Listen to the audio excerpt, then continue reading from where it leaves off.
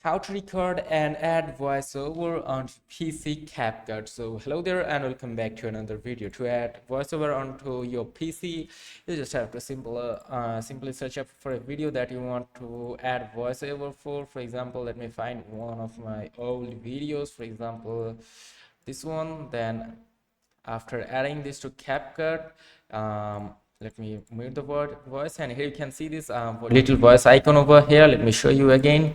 Here just simply tap onto this little voiceover icon, and after tapping onto it you can choose up your voiceover microphone, your input devices. For example, I am choosing this one. Then you can just choose up your volume. You can choose whether you want echo reduction, mute project or not, and enhance voice or not. You can just choose them up, and after choosing them up you are good to go with it like this, and then you are good to go.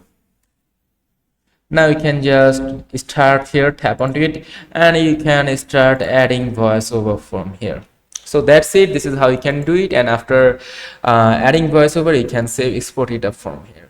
So if this video is helpful, do not forget to like and subscribe to the channel. Till then, take care, goodbye, see you on to another video.